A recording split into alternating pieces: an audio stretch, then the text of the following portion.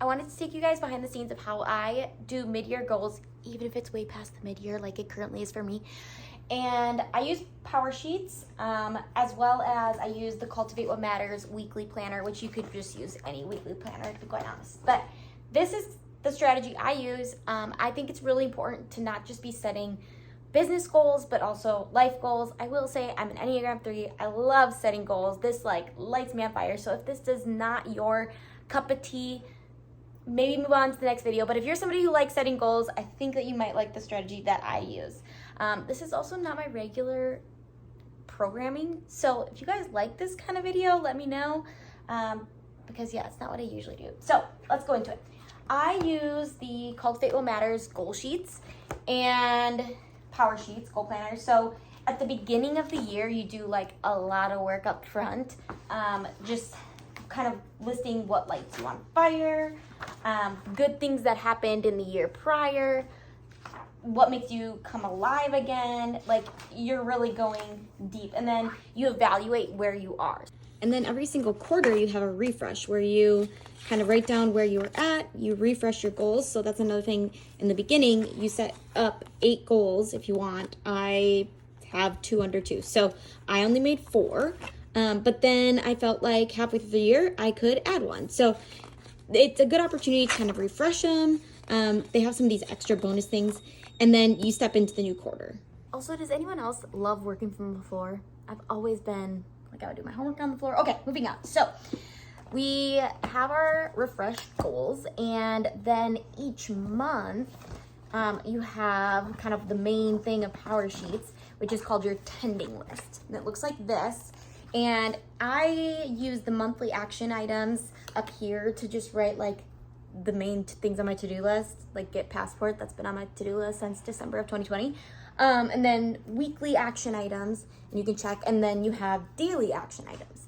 So it just allows you, like, I don't have a desk, but when I used to have a desk and an office, I had this sitting on my desk, and I would just be able to refer back to it daily and make sure that I was staying on track with not just my business things, but also just the daily things I want to do. I want to be in the Word every day. I want to move my body every day.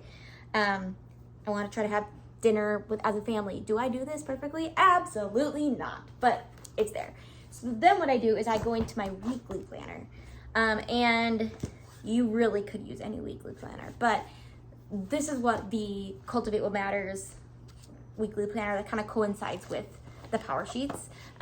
So I write like what's ahead for my week, and then some goals to focus on, and then habits to tend. And so looking at those daily action items, those are also my habits to try to tend. And then I write a to-do list for the week. I used to have like every Monday, Tuesday, Wednesday, and I'd write down what I was going to do for the day. I loved batching. So I would have like marketing Monday and do all my marketing stuff. Then I would have finance Friday. But now I have kids and they go to daycare twice a week. And so I have 2 days a week to get everything done. So I just have a full list and I just start checking things off. So that is more or less my strategy for goal setting, and then how I actually put it into action. So at this point, we've reviewed our year and we've started to plan the next quarter or the next half of the year. A couple other things that I like to do to be intentional with the year that I have left is I always try to celebrate the achievements, even if it was a really hard 6 months or year, whatever. I will identify my pain points. I think that's a really good thing to do. And then I establish who are my always yeses. So my family always gets a yes. Certain friends always get a yes from me. And that helps me establish who I need to probably say no to, because we just don't have the capacity to say yes to everything and everyone. So that's kind of like, what am I saying yes to and what am I saying no to? And no doesn't necessarily need to be a person. It could be a person for you, but something that I put for like what I'm saying no to in the season is discontentedness and comparison in my running. That was something I struggled with. Don't have the same body I had prior to 2 kids. So yeah, I think just establishing where you saw growth, and then establishing your pain points, or what needs more nourishment is how they phrase it in this. And then establishing your no and your yes is a really great thing. And then you can kind of like set up your refreshed goals and go from there. So let me know below if you guys enjoyed this video. And if you have any other questions about goal setting, I love this planner, but you can also kind of DIY it. It's a really great method.